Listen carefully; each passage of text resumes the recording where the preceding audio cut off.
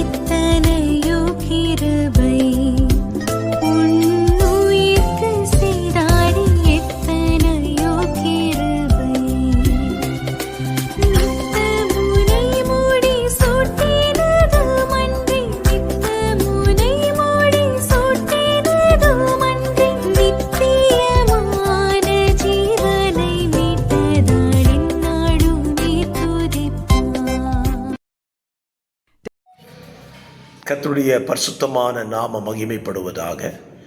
ஆசீர்வாதமான ஒரு நல்ல காலவெளியிலேயும்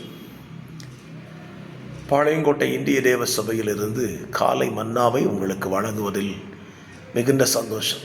கிருபையாய் கர்த்தர் தந்த நாளுக்காக கர்த்தரை ஸ்தோத்திரம் பண்ணுவோம். இந்த புதிய நாளிலேயும் கர்த்தருடைய வார்த்தை நமக்கு பலனையும் ஆசீர்வாதத்தையும் கொண்டு வரட்டும் என்று சொல்லி வாழ்த்துகிறேன். தலை வணங்கி ஜெபிப்போம். பரிசுத்தமுள்ள பிதாவே, ஒரு புதிய நாளிலேயும் உடைய வேத வசனத்தை தியானிப்பதற்கு கர்த்தர் கொடுத்த கிருபைகளுக்காய் ஸ்தோத்திரம். வார்த்தை உம்முடையது, கேட்கிறவர்கள் உம்முடையவர்கள். செயல்படுகிற வார்த்தையின் வல்லமை எங்கள் மேலே ஈடுபடட்டும். இயேசுவின் நாமத்தில் ஜெபிக்கிறேன் நல்ல பிதாவே, ஆமென், ஆமென். கர்த்தர் நல்லவர். இந்த காலவெளியிலே 1 ராஜாக்கள் 6ஆம் அதிகாரத்தை நம்முடைய தியான பகுதியாக வாசித்துக் கொள்வோம். இந்த அதிகாரத்தில் சாலமோன் தேவனுடைய ஆலயத்தை கட்டுகிற பணியை குறித்து இந்த அதிகாரம் நமக்கு விரிவாய் சொல்லுகிறது. இதில் நம்முடைய சிந்தைக்கான ஒரு வசனத்தை எடுத்துக்கொள்கிறேன். 6ஆம் அதிகாரம் 7ஆம் வசனம். ஆலயம் கட்டப்படுகையில் அது பணி தீர்ந்து கொண்டு வரப்பட்ட கற்களாலே கட்டப்பட்டது. ஆகையால் அது கட்டப்படுகிற போது சுத்தியல், வாச்சிகள் முதலான எந்த இரும்பு ஆயுதங்களின் சத்தமும் அதிலே கேட்கப்படவில்லை. தேவாலயத்தை கட்டும்போது இரும்பு எந்த ஆயுதமோ ஆலயம் கட்டப்படும் பொழுது சத்தத்தை எழுப்பவில்லை. ஒரு ஆலயம் அல்லது ஒரு வீடு கட்டுகிறோம் என்றால், நாம் இன்றைக்கு கட்டுகிற வீடுகளில் எல்லாமே இரும்பு ஆயுதம் படாத எந்த ஒரு பில்டிங்கை நம்ம கட்ட முடியாது. கொத்தனார் கையிலே கரண்டி மட்டும் இருக்காது, சுத்தியல் இருக்கும். கொத்துவதற்கான எல்லா உபயோகங்களையும் வைத்திருப்பார். ஏனென்றால் அந்த கட்டடத்துக்கு தேவையான அமைப்புக்கு தேவையான கல்லை சரி செய்து வைக்க வேண்டியது அவருடைய கடமை. ஆகவே அதை எல்லாம் வைத்திருப்பார்.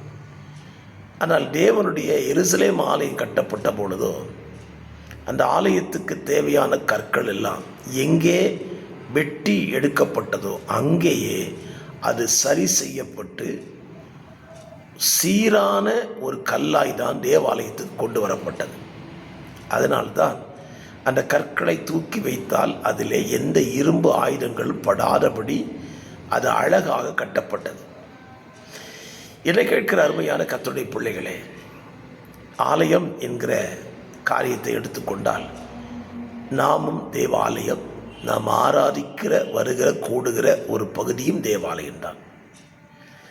நாம் ரட்சிக்கப்படுகிற அல்லது மனம் திரும்புகிற இடத்திலேயே நம்மை சரியான விதத்தில் மனம் திரும்பி கொண்டால் அல்லது வசனத்துக்கு நமக்கு சரியாக ஒப்பு கொடுத்து கீழ்ப்படிஞ்சிட்டால் நாம் கூடி வருகிற ஆலயத்தில் நம்மை கொண்டு எந்தவித சத்தங்களும் வராது.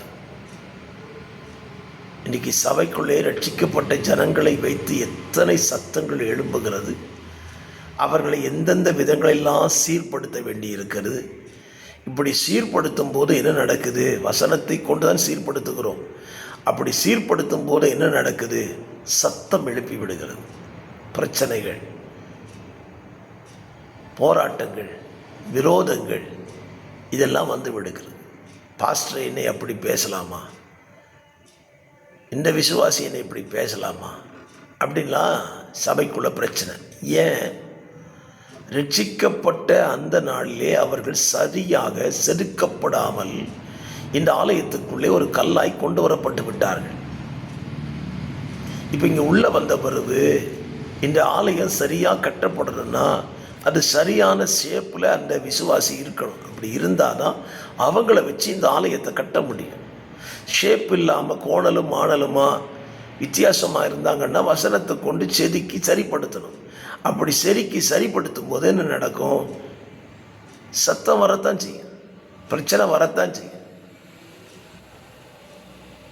ஆராதனைக்கு ஒழுங்காக வரலைன்னா வசனத்தை கொண்டு இப்படி இருக்குதே ஏன் வரமாட்டேன்னு கேட்பாங்க.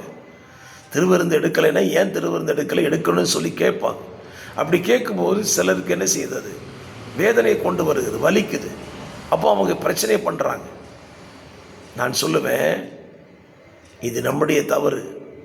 நாம் ரட்சிக்கப்பட்ட நாளிலே, தேவன் நம்மை சந்தித்த நாளிலே, நாம் சரியான மனம் திரும்புதலை சந்தித்திருந்தால் நாம் வருகிற, நாம் ஆராதிக்கிற ஆலயத்தில் நம்மை கொண்டு எந்தவித சத்தங்களும் வராது.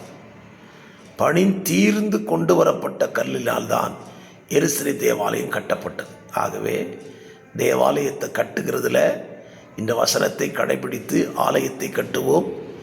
நம்முடைய ஆலயத்தை கட்டி எழுப்புவோம். நாம் கூடுகிற ஆலயத்தை கட்டி எழுப்புவோம்.